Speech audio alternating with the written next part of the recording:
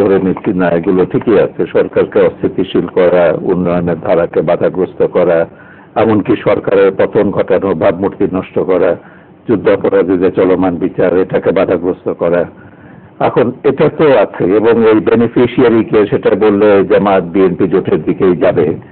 কিন্তু আমার কথা হচ্ছে যে এই হত্যাকাণ্ড কি নতুন? যেটা আমরা জঙ্গি মৌলবাদী সন্ত্রাসী হত্যাকাণ্ডের কথা যদি বলি, 1 মাসে 4 জনকে হত্যা করেছে। এটা কিন্তু অত্যন্ত উদ্বেগজনক যে তরুণ ব্লগার, মুক্তমনা লেখক এবং অধ্যাপক এবং যারা অ্যাক্টিভিস্ট, সংস্কৃতি কর্মী, এদেরকে যখন টার্গেট করে তালিকার মধ্যে করে হত্যা করা হচ্ছে। এবং এটা তো নতুন কিছু না বাংলাদেশে। আমরা 71-এ দেখেছি জামাত ইসলামী আলবদর বাহিনী তৈরি করেছিল, বিরাট লিস্ট করেছিল পাকিস্তান আজাদ বাহিনীর সঙ্গে বসে, যে বাঙালি জাতিকে ধ্বংস করতে হলে মেধা শূন্য করতে হবে। বুদ্ধিজীবীদের তালিকা তৈরি করেছে, পেশাজীবীদের তালিকা তৈরি করেছে। এখন তখন যেটা দেখতাম যে রাত্রেবেলায় এসে তারা আলবদরের ঘাতকরা মুখে কাপড় ঢেকে এসে ধরে নিয়ে যেত, তারপর বদ্ধভূমিতে নিয়ে হত্যা করতো। আর এখন ধরনটা পাল্টেছে, এখন দিনের বেলা আসছে, বাড়ির মধ্যে এসে চাপাতি দিয়ে কুপিয়ে মারছে, রাস্তার মধ্যে চাপাতি দিয়ে কুপিয়ে মারছে। তো ধরন শুধু পাল্টেছে এইটুকুই।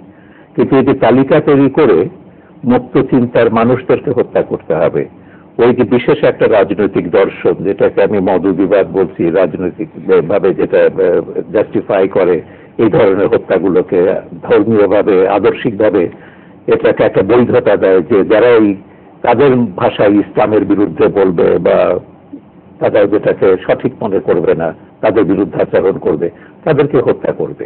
71-এ করা হয়েছে, মুক্তিযোদ্ধাদের বলা হয়েছে, বাঙালি যেদের বলা হয়েছে এরা পাকিস্তানের দুশ্মন, ইসলামের দুশ্মন। এখন সে ব্লগার বলুন, বাঙালিত্ব চেতনায় বিশ্বাসী এবং নাস্তিক আগে ছিল, নাস্তিক এখন দেখছি আস্তিকও তারা। এখন তো আমরা পাকিস্তানের অংশ নই এবং আমাদের সরকারও আর আমাদের সমস্যা তো এইখানে যে এই যে বাংলাদেশটা দেখুন আপনি, 45 বছরের ইতিহাস। আমাদের দুর্ভাগ্যটা হচ্ছে কত বছর মুক্তিযুদ্ধের পক্ষের শক্তি ক্ষমতায় ছিল, কত বছর মুক্তিযুদ্ধের বিরোধীরা প্রত্যক্ষ বা পরোক্ষভাবে ক্ষমতায় ছিল। বেশিরভাগ সময় মুক্তিযুদ্ধের চেতনা এবং আদর্শের বিরোধীরাই এদেশে প্রত্যক্ষ বা পরোক্ষভাবে ক্ষমতায় ছিল। ফলে এই যে বাংলাদেশে 75-এর পর থেকে যেটা আমরা দেখছি, বাংলাদেশের সমাজ এবং রাজনীতির পাকিস্তানিকরণ বা তথাকথিত ইসলামীকরণ, সেই ধারাতেই কিন্তু আজকে যে মৌদুদিবাদ, আইএস এর কথা বলা হচ্ছে, আইএস, আল কায়দা, এরা এদের নেতারা কাদের লেখা পড়ে বেড়ে উঠেছে? এদের দার্শনিক দর্শনটা কোথায়? মওদুদি লেখা পড়েছে, হাসান আল বান্নার লেখা পড়েছে, সাঈদ কুতুব, মুসলিম ব্রাদারহুড এবং জামাত ইসলামী নেতাদের এই তাত্ত্বিকটা ভিত্তিটা তারা তৈরি করে দিয়েছেন। এইভাবে হত্যা করে ক্ষমতা দখল করতে হবে এবং এই ধরনের একটা শরীয়তি রাষ্ট্র বা ইসলামিক রাষ্ট্র প্রতিষ্ঠা করতে হবে। এখন আইএস তো সেই লড়াইটা করছে। আমাদের যদিও স্বরাষ্ট্রমন্ত্রী প্রায় বলেন বাংলাদেশে কোনো আইএস নেই, এটা একেবারে নিরর্থক একটা বিতর্ক। আইএস আছে কি না এটা বিতর্কের বিষয় নয়। ওই আদর্শটাকে তো আমরা পুষছি, এখানে জামাতে ইসলামীকে আমরা পুষছি এবং পোষা হচ্ছে। যে জামাতে ইসলামী আপনার 71-এ যেভাবে ওই ইসলামের নামে ওই হত্যাকাণ্ডগুলোকে বৈধতা দিয়েছিল, এখনো কিন্তু তাদের যারা ওই আস্তিনের তলায় যে লুকোনো সংগঠন, আনসারুল ইসলাম বলেন, আরকাতুল জিহাদ বলেন, জিএমবি বলেন, যে নামেই ডাকুন, শতাধিক জঙ্গি সংগঠনের তো জন্ম দিয়েছিল জামাত যখন ক্ষমতায় ছিল। এরা এক এক সময় এক এক কামে বের করে এক এক ভাবে তারা এই হত্যাকাণ্ডগুলো চালাচ্ছে। উদ্দেশ্য এইটাই, যুদ্ধাপরাধীদের চলমান বিচারটা বন্ধ করতে হবে এবং সরকারকে উৎখাত করতে হবে, এবং সেটা নিয়মতান্ত্রিকভাবে পারবে না এইভাবে। এইটাই একটা উদ্বেগজনক যে বাংলাদেশের জন্য আমরা কিন্তু সেখানে ছিলাম না, ক্রমশ আমাদেরকে এই ঝুঁকিপূর্ণ রাষ্ট্রের দিকে, তালিকার দিকে ঠেলে দেওয়া। জি, আমরা সেই আলোচনায় যাব। আমরা যদি জনাব সাখাওয়াত হোসেন আপনার কাছে যাই। ধন্যবাদ। জনাব সাহেবের তো অনেক কিছু বললেন, আমি কোনোটাই কথার আমার সাথে দ্বিমত থাকলেও উল্টো করতে গেলে অন্য কথা হবে না। প্রথম জিনিস হলো যে আপনাকে ওয়ার্ল্ড সিনারিওটা দেখতে হবে যে আজকে বিংশ শতাব্দীর শেষে এবং একবিংশ শতাব্দীর রাস্তায় এসে কি অবস্থা আমরা দেখছি। আমরা এখানে দুটো সংঘাত দেখছি। এটাকে আপনি সিভিলাইজেশনের সংঘাত বলুন, কালচারাল সংঘাত বলুন, অথবা রিলিজিয়াস সংঘাত বলুন। এই সংঘাতের একটা ক্ষেত্র আমরা মিডল ইস্টে দেখছি। এবং আজকের বিশ্ব এমন পরিস্থিতি আছে যে এটা যে এক জায়গার থেকে আরেক জায়গায় যাবে না এমন কোনো কিছু নেই। বাংলাদেশের অবস্থানটা আপনি দেখুন, বাংলাদেশের পপুলেশনের সাইজটা দেখুন, যেখানে 90% মুসলমান, রেস্ট বাকিরা আছে। আমাদের এখানে কিন্তু কতগুলো ফিকরা আছে, যে ফিকরাগুলো আপনি মনে করেন যে সুফিবাদ বা পীর আউলিয়ার কথাবার্তা, এবং এখানে পিউরিটান ইসলাম বলে যে নতুন একটা কনসেপ্ট আসছে, যেটা আমরা ওয়াহাবিজম বলি অথবা সালাফিজম বলি, ওয়াহাবিজম না বলে মোর অফ সালাফিজম। প্রথম কথা তো হচ্ছে যে আমি জানি না এর সাথে কে জড়িত আছে, জামাত জড়িত আছে না বিএনপি জড়িত আছে, দ্যাটস অ্যাবসলিউটলি পলিটিক্যাল ইস্যু। এবং এই পলিটিক্যাল ইস্যু করে আমরা জিনিসটাকে কিন্তু অনেক হালকা করে দিয়েছি। সালাফিজমে মওদুদিবাদের জায়গা নেই, সালাফিজমে সুফিজমের জায়গা নেই, সালাফিজমে কোন ধরনের পীর আউলিয়ার জায়গা নেই। সালাফিজম মনে করে যেই কনসেপ্টটা এখন আল কায়দা এবং আইএস এর অলমোস্ট সেম কনসেপ্টে, যে পিউরিটান ইসলাম। আপনি দেখেন ধরনগুলো, প্রথমত হচ্ছে প্রথম এনিমি হচ্ছে মুনাফেক, যেটা তারা মনে করে। মুনাফেক মানে ইসলামের যে ফিকরার মধ্যে শিয়া, সুফিস্ট, এবং যাদেরকে আমরা মনে করি যে ওয়েস্টার্ন কনসেপ্ট হলো মডারেট ইসলাম। তো মডারেট ইসলাম বলে কোনো কিছু তাদের কাছে নেই। তো তাদের টার্গেট হচ্ছে এই ধরনের লোক যারা ইসলামের অ্যাকর্ডিং টু দেম ইসলামের যে কনসেপ্ট তারা মনে করে যে সালাফিজমের, এর বাইরে যারা আছে এভরিবডি তাদের কতল করা ওয়াজিব। This is what their concept. আপনি যদি আইএস এর কনসেপ্ট দেখেন এক্স্যাক্টলি দ্য সেম, আল কায়দার কনসেপ্ট দেখেন এক্স্যাক্টলি দ্য সেম। এই সাবকন্টিনেন্টে এখন আইএস এবং আল কায়দার মধ্যে একটা কম্পিটিশন চলছে, কে কাকে ওন করতে পারে। যেটা আজকে পেপারে আজকে প্রথম পুলিশের একজন ঊর্ধ্বতন কর্মকর্তা স্বীকার করলেন যে Ansarul Bangla team in bracket Ansarul Islam এই কিলিংগুলোর সাথে জড়িত। আজকে পেপারে অনেক তো 3-4টা পত্রিকা আমি পড়লাম। আনসারুল ইসলামটা কে? আনসারুল ইসলাম 2004 কি 5 সালে, সরি তারও আগে বোধহয়, ইরাক যখন আক্রমণ হয় তখন আনসারুল ইসলামের জন্ম হয়। আনসারুল ইসলাম অ্যাফিলিয়েটেড টু আল কায়দা। এবং আপনার মনে আছে যে একটা প্রেজেন্টেশন হয়েছিল সাদ্দাম হোসেনের এগেন্স্টে আমেরিকাতে, যেখানে বলা হচ্ছে যে আল কায়দা, ইউনাইটেড নেশন, যে আল কায়দার সাথে সাদ্দামের লিঙ্ক আছে। ওটা হলো এই আনসারুল ইসলাম। আনসারুল ইসলাম 2 ভাগ হয়ে গেছে 2011 সালে। একটা চলে গেছে আইএসএ, একটা চলে গেছে এই আল কায়দার সাথে। আল কায়দার সাথে যে আনসারুল ইসলাম, এটা অপারেট করছে সাবকন্টিনেন্টে। এখন এটা আপনি সবসময় বলা যে এখানে আইএস নেই বা আল কায়দা নেই। আইএস আল কায়দা তো পতাকা এখানে নেই, আমরা তো এখনো আইএস এর কোনো পতাকাও দেখি নাই, আল কায়দার পতাকাও আমরা এখানে দেখিনি। আপনি একটা কনসেপ্ট যখন ধারণ করেন, একটা আইডিওলজি যখন ধারণ করেন, সেই আইডিওলজিতে আপনি যখন ওই আইডিওলজি দিয়ে উদ্বুদ্ধ হয়ে আপনি যখন কাজ করবেন, তখন সেখানে ideologies presence is required, ideology ধারণ করা ইজ রিকোয়ার্ড। এখন বাংলাদেশে আমি যদি সিরিজ যেগুলো হচ্ছে আপনি দেখুন যে প্রত্যেকটি কিন্তু ওই আইডিওলজির মধ্যে একটা যে মুভমেন্ট হুইচ ইজ নট বাংলাদেশের সমাজে জিনিসটা কিন্তু লার্জেস্ট সোসাইটিতে এটা এই ওয়েস্টার্ন কনসেপ্ট এখন আসেনি। লেটেস্ট যেটা বললাম, এর আগে কি হচ্ছে, এর আগে আপনার ব্লগার যারা মুক্তমনার, যদিও ডেফিনেশন আমাদের নাই, আমাদের মাননীয় প্রধানমন্ত্রী বলেছেন যে ধর্ম নিয়ে লেখা তো মুক্তমনা নয়। আমি জানি না তারা কি, আমি একটাও ব্লগ পড়ি নাই। তো ওই ধরনের লোক টার্গেট করা হয়েছে। তারপর তাকে টার্গেট করা হয়েছে শিয়া। 400 বছরে বাংলাদেশে, ইভেন 1971-এ কোনো শিয়াকে কিন্তু শিয়াদেরকে উপরে হামলা হয়নি, কোনো পাক্ষিক পক্ষই করেনি। অ্যামালিয়া হামলা হয়েছে, ক্রিশ্চিয়ানদের উপরে হামলা হয়েছে, টার্মিল ক্রুসেডার। টার্মিনোলজিগুলো আপনাকে দেখতে হবে যে কাদের টার্মিনোলজি। ক্রুসেডার, পুরোহিতদের উপরে হামলা হয়েছে, দে আর ইনফিডেল। সো এই 3-4টি যদি আপনারা দেখেন, এই ideology is operating in Bangladesh. এখন এটা স্প্রেড করছে, unfortunately this is spreading. Spread কেন করছে, কেন ছড়াচ্ছে? ওটা ছড়াচ্ছে হচ্ছে এদের যে ট্যাকটিক্স, এদের যে অপারেশনাল কৌশল, এই কৌশলের সাথে আমাদের এখন যে নর্মাল ল এনফোর্স এজেন্সি আছে এটা ম্যাচ করতে পারছে না। তার কারণ হচ্ছে যে আমি যদি আপনাকে অভিজ্ঞতা থেকে বলি, এই যারা এই কাজটা করছে, দে কাম ফর মিশন অ্যাকমপ্লিশ করো, মরে যাও, তারা কিন্তু মরে যাবে এই মোটিভেশন নিয়ে কিন্তু আসে। কারণ এই 5টা লোক যদি পুলিশের গুলি খেতে মরে যাবে, কিন্তু আমাদের ল এনফোর্সিং এজেন্সি যে ল এনফোর্সিং এজেন্সি কাউন্টার করার কথা, তাদের মোটিভেশন কিন্তু মরে যাওয়ার মোটিভেশন না, তাদের মোটিভেশন হচ্ছে চাকরি করার মোটিভেশন। এইখানে একটা মোটিভেশনের প্রবলেম আছে, যেটা আজকে বিবিসিতে একজন পুলিশ কর্মকর্তা বলছিলেন যে আমরা 100 রকমের কাজ করি, আমাদের কাছে কোনো স্পেশালাইজড কোনো বাহিনী নাই।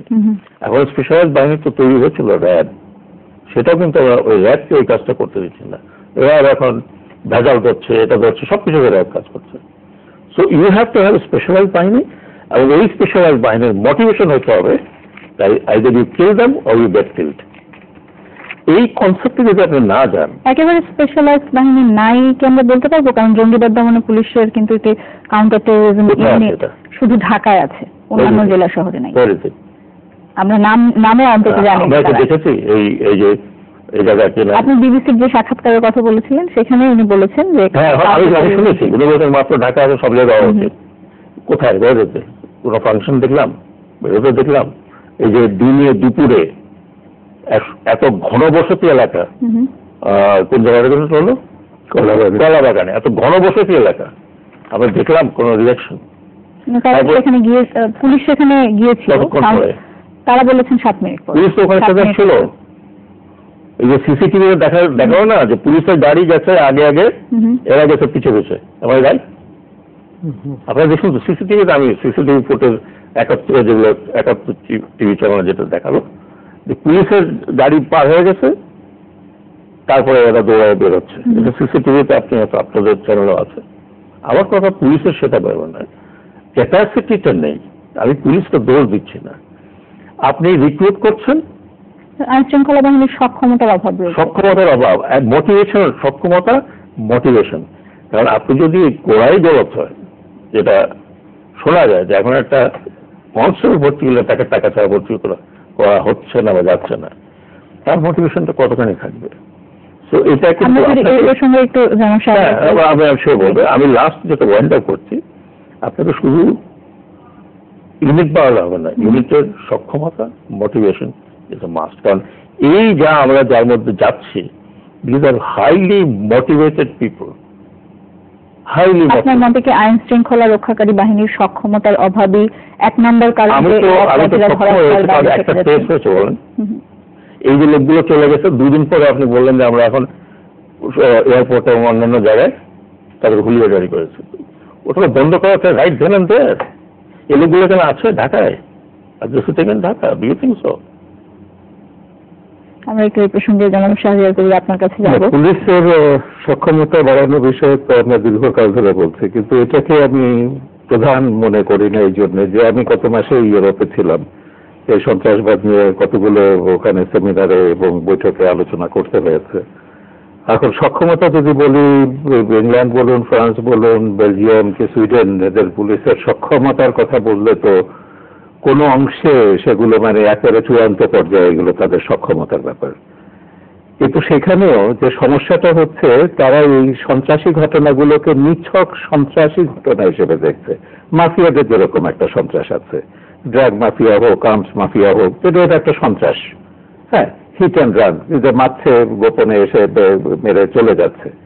কিন্তু এই সন্ত্রাসের যে একটা দর্শন আছে, যে একটা আদর্শ আছে, এইটা তারা অ্যাড্রেস করছে না, বুঝতে সক্ষম হচ্ছে না। ফলে কি হচ্ছে, প্রেরিত হচ্ছে শুধু যে এখান থেকে জামাতি নেতারা গিয়ে কি করছেন, মুসলিম ব্রাদারহুডের নেতারা গিয়ে কি করছেন, পাকিস্তান থেকে যে যাচ্ছে বা বাংলাদেশ থেকে একসময় যেত, এরা গিয়ে কিছু র্যাডিক্যালাইজ করছে চিন্তাগুলো। উনি যেটা সালাফিজম বলছেন ওইটাই ওয়াহাবিজম, ওটাকে আমি মওদুদিবাদ বলি। মওদুদিবাদের সঙ্গে ওয়াহাবিবাদ সালাফিবাদের কোনো বিরোধ নেই। বিন ওয়াহাব যেটা 250 বছর আগে যেটা বলেছিলেন, ওই মওদুদি কিন্তু সেটাই বলেছেন। তিনি মিলাদ পড়া হারাম করেছেন, পীরের মাজারে যাওয়া হারাম করেছেন, যেগুলো সালাফিরা যেগুলো বলে থাকে মওদুদি সেগুলো লিখেছেন।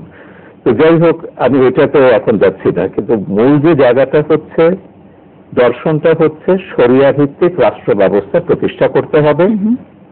জামাত বলছে এটা ইলেকশনের মধ্যে দিয়েও করা যাবে, ওরা বলছে না এটা জিহাদ করে খিলাফত করতে হবে। এখন খিলাফতের ব্যাপারে এদের সঙ্গে একটা মত পার্থক্য আছে জামাতিদের সঙ্গে আইএস। কিন্তু আমি বারবার বলছি দর্শনটা কি, পলিটিক্যাল ইসলাম, ইসলামকে সন্ত্রাসের ইস্যুতে ব্যবহার করা, সন্ত্রাসী কর্মকাণ্ডকে ইসলামের নামে বৈধতা দেয়া, এটাই এখন একটা ইসলামের একটা ইন্টারপ্রিটেশন দাঁড়িয়ে গেছে। আমি সেটা পছন্দ করি না, আমি সমর্থন করি না। কিন্তু তারা যখন হত্যাগুলো করছে, আইএস যখন ওই ফরমানগুলো জারি করছে, সেখানে কিন্তু কোরআন থেকে তারা সূরা কোট করছে, হাদিস থেকে তারা কতগুলো আয়াত এগুলো বয়ান কোট করছে, উদ্ধৃতি দিয়ে হ্যাঁ মহানবী এই নির্দেশ দিয়েছেন, আল্লাহ এই নির্দেশ দিয়েছেন, সুতরাং এগুলো তারা যা করছে এগুলো সবই যায়। সে 9/11 থেকে শুরু করে একেবারে সর্বশেষ আমাদের এই যে কিলিং যেটা আমি বলছি। আমাদের সমস্যাটা হচ্ছে কোথায়? ওই দেশেও বলুন, ইউরোপে যেটা দেখলাম, আমাদের দেশেও এরা কিন্তু এইটাকে ধরে নিচ্ছেন যে এটা একটা সন্ত্রাসী ঘটনা, এর দর্শন, এর রাজনীতি না, সেখানে তারা যাচ্ছেন না বলে যেটা হচ্ছে ওই যে মোটিভেশন, যেটা শেখাওয়াত ভাই খুব কারেক্টলি বলেছেন, পুলিশের কি ওই মোটিভেশনটা আছে, ওই পর্যায়ের মোটিভেশনটা? সক্ষমতা তো একটা জিনিস, হ্যাঁ আমাদের ওরা তো গেরিলা কায়দায় জান দেওয়ার জন্য তৈরি হয়ে গেছে, আমাদের পুলিশের কি সে প্রশিক্ষণ আছে? সামরিক বাহিনীর হয়তো আছে, যে গেরিলা যুদ্ধ, কিন্তু এরা একসময় তো গেরিলা কায়দায় ওই হত্যাকাণ্ডগুলো হচ্ছে। আর গেরিলা যুদ্ধ, এটা তো একটা গেরিলা যুদ্ধের কৌশল তারা নিচ্ছে। এখন এটা সামরিক বাহিনীর এটা মোকাবেলা করে। আইন শৃঙ্খলা রক্ষাকারী বাহিনী যদি সেই দর্শন না বুঝতে পারেন, সেই দায় কি একা আইন শৃঙ্খলা রক্ষাকারী বাহিনী নাকি সরকারের? অবশ্যই সেটা সরকারের নীতি নির্ধারকদের কথা বলছি। তিনি সরকার জামাতকে পুষবে, হেফাজতকে পুষবে, তাদের রাজনীতি অব্যাহত থাকবে, যে রাজনীতি ওয়াজের নামে তারা পরিষ্কার, যেটা দেলোয়ার হোসাইন পার্লামেন্টও তো বলেছেন, হুমায়ুন আজাদের উপর যে হামলা হলো পার্লামেন্টে বলেছেন, হুমায়ুন আজাদ এই বইটা লিখেছে, এই বইয়ের মধ্যে এইভাবে ইসলামের অপমান করেছে, তার জন্য ব্লাসফেমি আইন পাশ করতে হবে এবং তাকে শাস্তি দিতে হবে। তার 3 সপ্তাহ পরে হুমায়ুন আজাদকে কোপানো হলো। এই যে বক্তব্যগুলো, অভিজিৎকে হত্যা করবার আগে ফরাদি এই যে সেই চালাই তো সাইদির চালা, সে তো অনলাইনে তো এই 2 বছর ধরে তাকে হত্যার জন্য ক্ষেত্রগুলো তৈরি করেছে।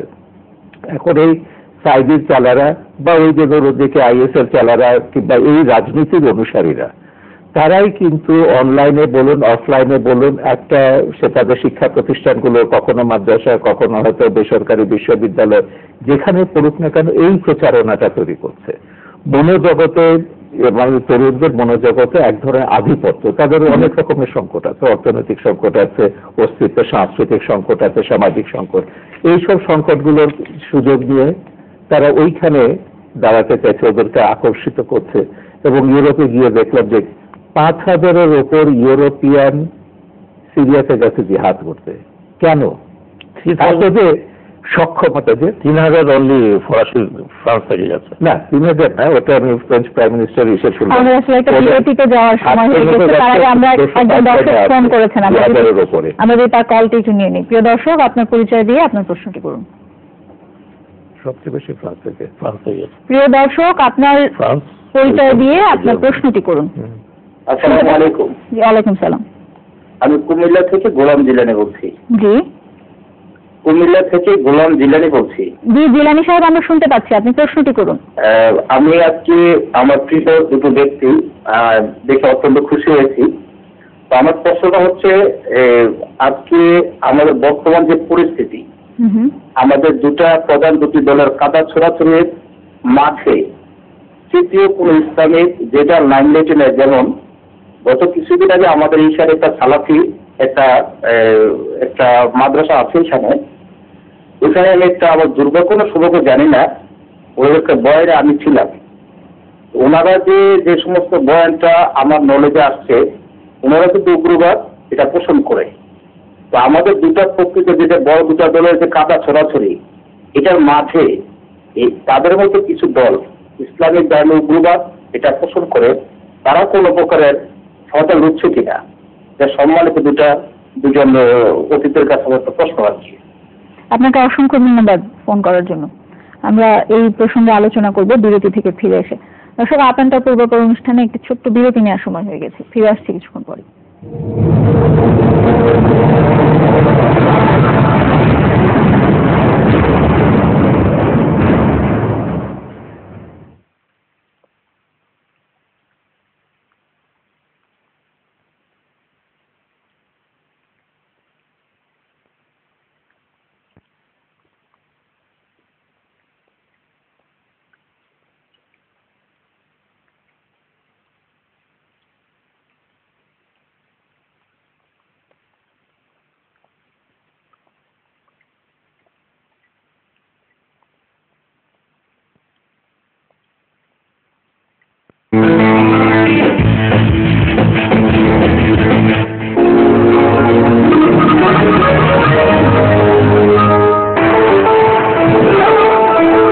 স্বপ্ন ছিল যেন আমার অভিনয় সবার ভালোবাসা জয় করে, প্রতিটি ওয়ার্ড যেন আমার নাম ছুঁয়ে যায়। আমাকে দেখতে চাই সবার মাঝে। আমরা সেই স্বপ্ন বাস্তব। আর এই পথ চলা আমার সাথে আপন খাদিক। আমার আত্মবিশ্বাস আপন, আমার আত্মবিশ্বাসই আমার সফলতা। এই পানিতে ভারী ধাতু এবং মরিচার মতো দূষণকারী পদার্থ থাকতে পারে, যা ফুটিয়ে সব দূর করা যায় না। এই পানি পান করলে আপনি এটা পিওরিটির পানি। পিওরিটির 4 স্তরের বিশুদ্ধকরণ পদ্ধতি এই দূষণকারী পদার্থগুলো দূর করে। ইউনিলিভার পিওরিট, ফোটানো পানির থেকেও নিরাপদ। গায়ে থেকেও বিশ্ব জুড়ে ছড়িয়ে পড়ছে বাংলাদেশ। এই তো সময় বাংলাদেশ, এই তো সময় বাংলাদেশ। থেকেও পাশে যেন নির্ভরতার স্পষ্ট আওয়াজ, এবার হবেই বাংলাদেশ। এই তো সময় বাংলাদেশ, এবার কি আর কথা যাবে? সুপার স্পিডে বাংলাদেশ, এই তো সময় বাংলাদেশ। এই তো সময় চলবে super speed, super three coverage, super white painting এর গ্রামীণ ফোন, সুপার নেটওয়ার্ক। এই তো সময় বাংলাদেশ, সর্বোচ্চ গ্রামীণ ফোন।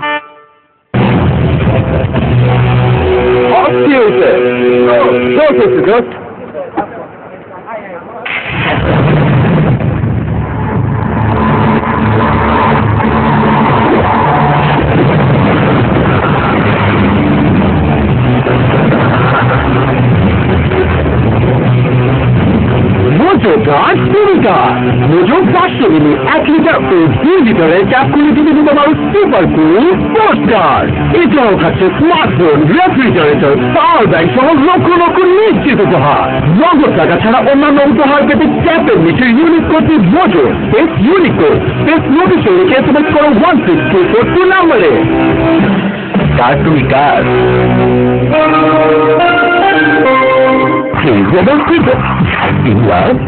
Feeling happy? তাহলে এখন দেখে নাও তোমার পছন্দের পেন্সিল। তাদের নিচের কোডটি 6969 নাম্বারে SMS করে জিতে নিতে পারো গাড়ি, মারুতি সহ আরো অনেক কিছু, যেমন নোট তেমন পেন্সিল। 230 সালখান্ডির নিঃশ্বাসে ব্যাপী কমন্ত সজীবতা আর স্পেশাল ওয়াইটিং এজেন্ট দেয় ঝুঁকঝুঁকে সাদাতা।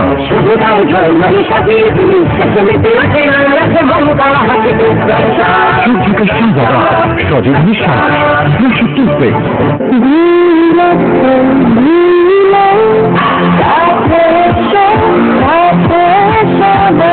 অ্যান্টিব্যাকটেরিয়াল জিঙ্ক মাউথওয়াশের শক্তিতে মুখের কোনায় কোনায় পরিষ্কার করতে ব্যবহার করুন ক্লোজ আপ। আর পান দুর্দান্ত ফ্রেশনেসের সাথে ঝকঝকে হাসি। ক্লোজ আপ দুর্দান্ত ফ্রেশনেস বানায় দুর্দান্ত মুহূর্ত। সকাল থেকে দৌড়ের উপর বছর বুকে চিত্রে যা হয়, 2 হাতে 10 হাতের কাজ করতে হয়। এখন আরাম করা মানে ক্যারিয়ার শেষ। কিন্তু বেলা তুলতে লাগাচ্ছি আমার বাজে 12টা, তাই নিজেকে কড়া অর্ডার দিয়েছি। চায়ের ভালো টাইম নেই, যখনই ব্যাটারি ডাউন তখনই ব্ল্যাক টি। ব্ল্যাক টি গ্লুকোজ দ্রুত রক্তে মিশে করে ইনস্ট্যান্ট রিচার্জ। এখন আরো 2টা মিটিং, ব্ল্যাক টি মিনিশন রিচার্জ। এখন তোমার নতুন এয়ারটেল নাম্বার হবে যেমন তুমি চাও। 1 কোটিরও বেশি নাম্বার থেকে এখনই বেছে নাও। তুমি ওয়ান পিস, তোমার নাম্বার ওয়ান পিস।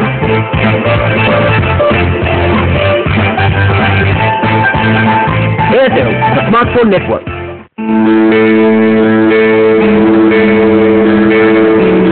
কি খবর আসে? এক্সচেঞ্জ অফার চলছে? জি স্যার, এবার আপনি আপনার পুরনো সিক্সটি বদলে নিতে পারেন। যে কোনো ব্যাগ, যে কোনো ভাই, সব দিকে অবশ্যই ম্যাম। ট্রান্সফার ডিজিটাল পাচ্ছেন বিশ্ববিখ্যাত ব্র্যান্ড স্যামসাং, হিটাচি, ওয়ালপোল ও ফ্রান্স থেকে বিভিন্ন ডিজাইনের রেফ্রিজারেটর ও ফ্রিজার 0% ইন্টারেস্টে 12 মাস পর্যন্ত কিস্তি, ফ্রি হোম ডেলিভারি ও সার্ভিস। আস্থায় নির্ভরতায় ট্রান্সকম ডিজিটাল। ফাটাফাটি চলছে শহর জুড়ে। যদি থাকেন তবে তো তাই ব্যবহার করুন 100% ভার্জিন ম্যাটেরিয়ালস তৈরি ফুড গ্রেডেড এমটল সামগ্রী, যা অধিক টেকসই, সহজে থাকে না, ভাঙে না। এমটল নিশ্চিন্ত বন্ধুবস্ত। আপনি কি জানেন ওদের গ্লোয়ের থেকে এগুলো কি লাভ না ডাভ? এটা ডাভি ডাভ বিউটি বারে আছে 1% ময়শ্চারাইজিং ক্রিম, ডাভ 70% আর পান বেশি কোমল গ্লোয়িং ত্বক অল ওভার। এটা লাভ না ডাভ, বেশি কোমল গ্লোয়িং ত্বকের থেকে সত্যি ডাভ। আপনার মোবাইল সিমটি বায়োমেট্রিক পদ্ধতিতে পুনর্নিবন্ধন করুন এবং বিকাশ অ্যাকাউন্টে নিরবচ্ছিন্ন সেবা গ্রহণ করুন।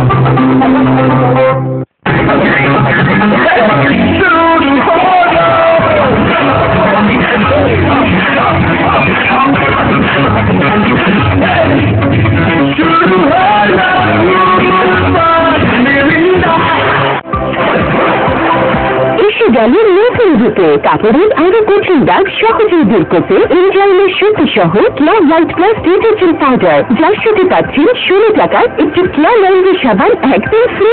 জলদি করুন।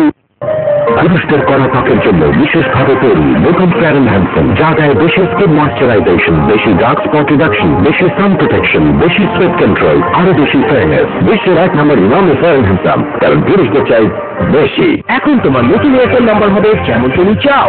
1 কোটিরও বেশি নাম্বার থেকে এখনই বেছে নাও। তুমি ওয়ান টু তোমার নাম্বার 1 টু।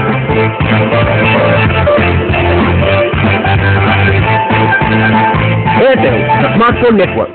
এগুলো তো আমরা যাবো, কিন্তু এখন দেখতে আলাদা, কারণ ওরা ব্যবহার করে শুধুমাত্র একটি তেল, আর আমি ট্যাপেন অয়েল। শুধুমাত্র একটি তেল চুলে হারিয়ে যাওয়া প্রোটিন, ভিটামিন ফিরিয়ে দিতে পারে, আর চুল হয়ে যায় ড্যামেজ। শুধুমাত্র 7 ওয়েলস ইন 1, 7টি তেল আর 7টি হার্বাল ওষুধ কমপ্লেক্সের সাথে এই তেল ড্যামেজ রিপেয়ার করে, আর চুল হয় লম্বা, ঘন আর মজবুত। শুধুমাত্র 7 oils in 1 damage control hair oil. Feeling happy? তাহলে এখনই দেখে নাও তোমার পছন্দের পেন্সিল। তাদের নিচের কোডটি 6969 নাম্বারে SMS করে জিতে নিতে পারো গাড়ি, মারুতি সহ আরো অনেক কিছু, যেমন নোট তেমন পেন্সিল। অবৈধ অনিবন্ধিত সিম ব্যবহার দেশ ও জাতির জন্য বিপজ্জনক।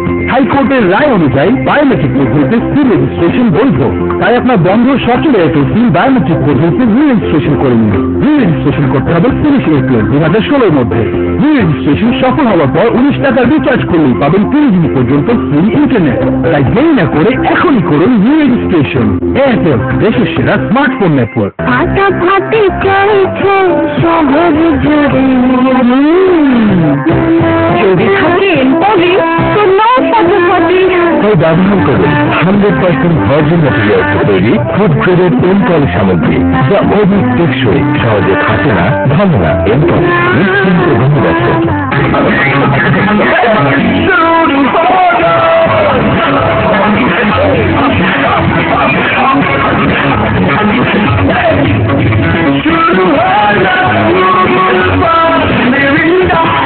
আজ ফ্রেন্ড লাভলি চ্যালেঞ্জ করছে সারা পৃথিবীকে। দুবাই, সিঙ্গাপুর আর জাপানের কিছু বিখ্যাত পেজকে চ্যালেঞ্জ করা যাক মুখে এক পাশে ফেয়ার লাভলি এবং অন্য পাশে কিছু আন্তর্জাতিক ক্রিম।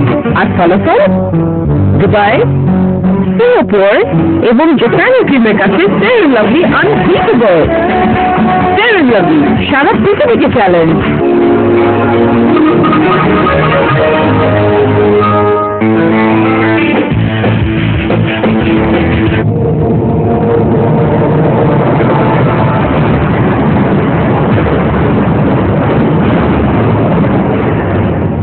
দর্শক, ফিরে এলাম আপান্টা পূর্বাপর অনুষ্ঠানে। আমাদের আজকের আলোচনার বিষয় গুপ্ত হত্যা প্রতিকার, এবং আমরা বিরতির আগে যে বিষয়গুলো নিয়ে কথা বলছিলাম, একজন দর্শক ফোন করেছিলেন, সেই প্রশ্নের উত্তর হয়তো আপনি দিবেন।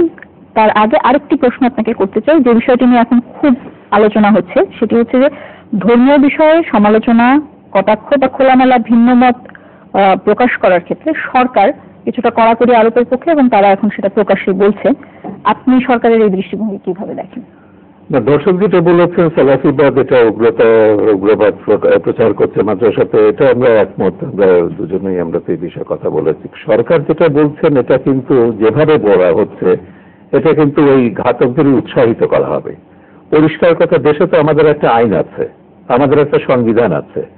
আইনে ফৌজদারি দণ্ডবিধিতে এখানে পরিষ্কার বলা হয়েছে ধর্ম অবমাননার শাস্তিটা কি হবে। যে কারো ধর্মীয় অনুভূতিতে আপনি আঘাত করতে পারেন না, শুধু ইসলাম নয়, খ্রিস্টান, বৌদ্ধ, হিন্দু, কাউকে আপনি আঘাত করতে পারেন না। আঘাত করলে সেটা ফৌজদারি দণ্ডবিধি অনুযায়ী সেখানে কত কারাদণ্ড, জরিমানা, এগুলোর সব ব্যবস্থা আছে। কিন্তু আপনি যদি বলেন ওই যে আস্তিকতা এবং নাস্তিকতার প্রশ্ন তুলে, আমাদের সংবিধানে কি নাস্তিকতা নিষিদ্ধ করা হয়েছে? এমনকি কোরআনে কি জাগতিক শাস্তি দেওয়ার কথা বলা হয়েছে নাস্তিকদের? খ্রিস্টান ধর্মে আছে, ইহুদি ধর্মে আছে, আল্লাহ রসুলের অবমাননা করলে ব্লাসফেমি যেটা আছে, কিতাবের অবমাননা করলে জাগতিক শাস্তির বিধান আছে, ব্লাসফেমি কনসেপ্ট যেটা আমরা বলি। কিন্তু ইসলাম ধর্মে কিন্তু ব্লাসফেমির কোনো কনসেপ্ট নেই। ব্লাসফেমিটা এসছে ওখান থেকে, খ্রিস্টানদের ধর্মীয় আইন থেকে, ইহুদিদের ধর্মীয় আইন থেকে।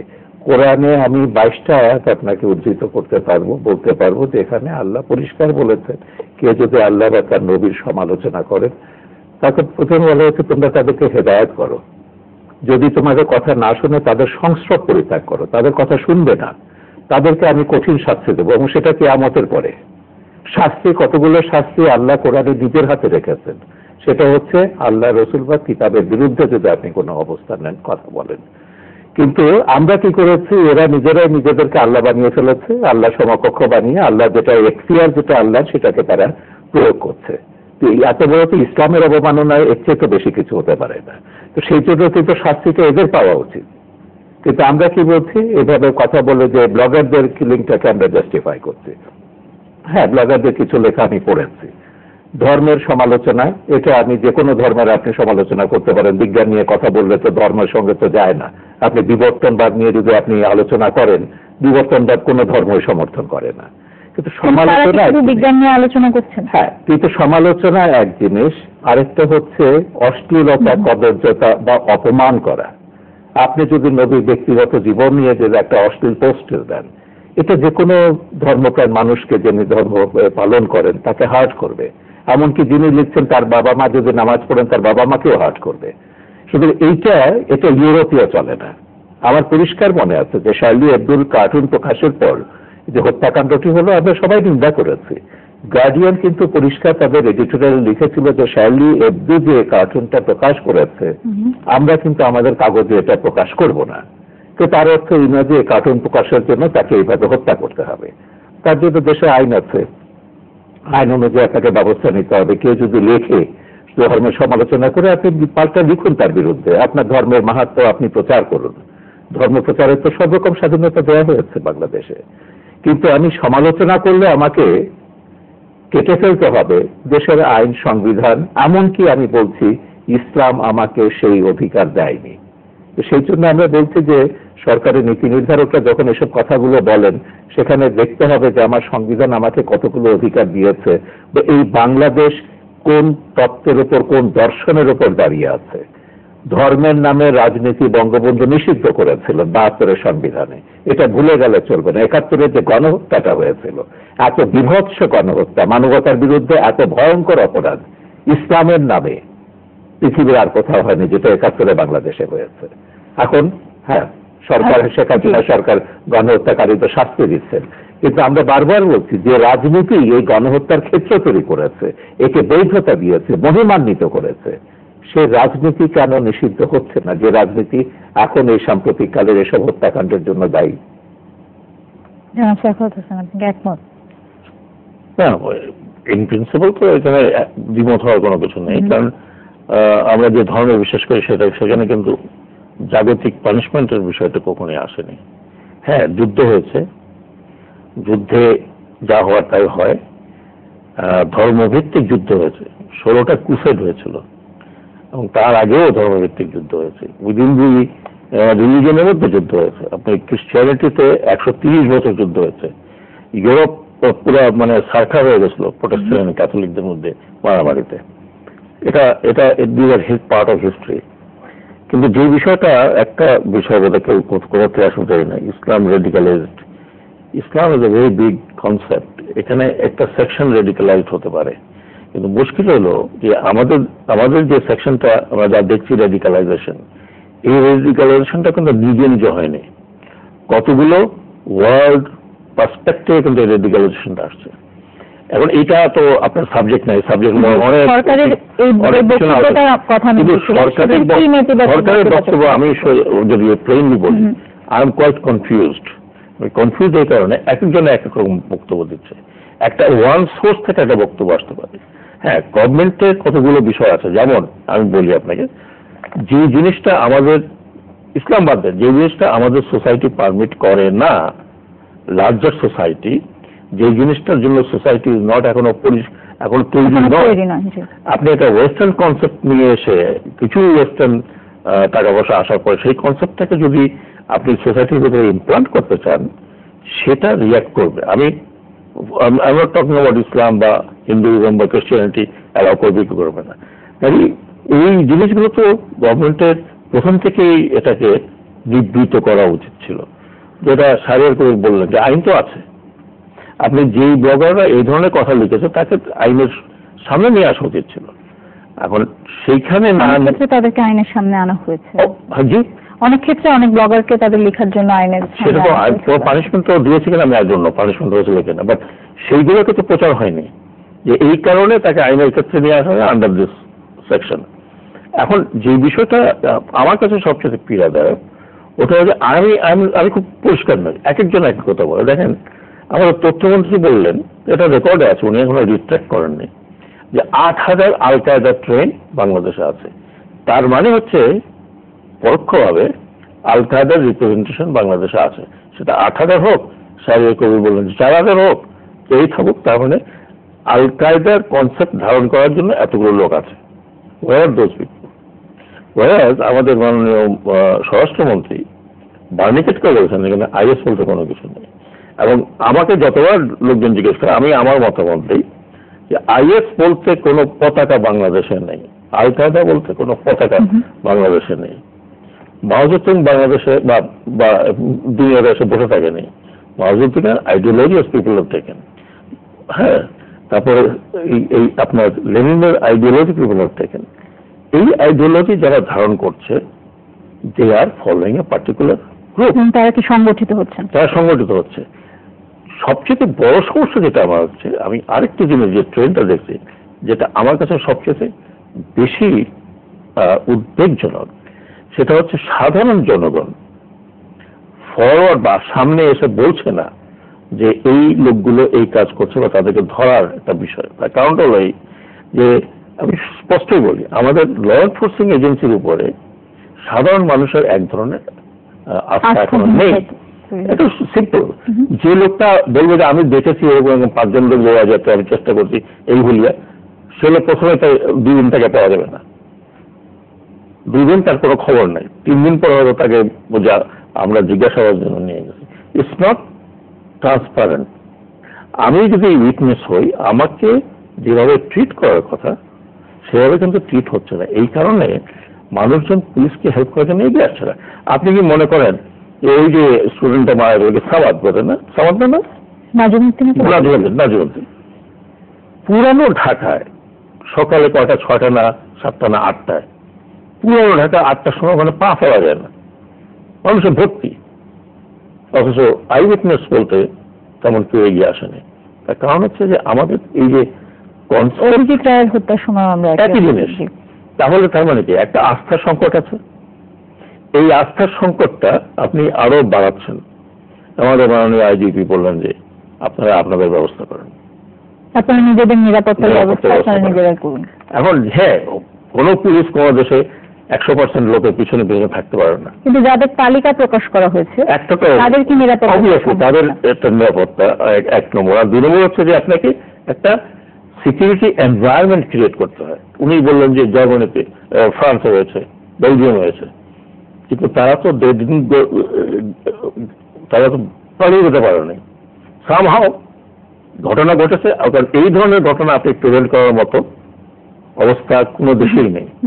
যে মরতে চায়, যে সুইসাইড করতে চায়, সুইসাইড অ্যাটাক করতে চায়, তাকে প্রিভেন্ট করতে হলে আপনাকে তার ওই অর্গানাইজেশনের ভিতরে পেনিট্রেট করতে হবে, যেটা এখন পর্যন্ত ওয়েস্টার্ন কান্ট্রিজগুলো করতে পারেনি। আমাদের এখানে তো সম্ভবই, আমাদের এখানে তো নাই, পেনিট্রেশনের কোনো বিষয়ই নাই। পেনিট্রেশন মানে ইন্টেলিজেন্স পেনিট্রেশন। এখন আমাদের এখানে ইন্টেলিজেন্স পেনিট্রেশন হয়েছে বলে মনে হয়, তাহলে এগুলো প্রিএম্প করা যেত। আমি ছোট্ট করে বলি, এখন পুলিশ বলছে 2 মাস আগে আদা বলে তারা বাড়ি টাড়ি নিয়েছিল, রেকি করেছে। এই ঘটনাটা তাহলে 2 মাস আগে কেন জানা গেল না, 15 দিন আগে কেন জানা গেল না যে এভরিডে লোকগুলো আসছে এখানে দাঁড়িয়ে দেখছে?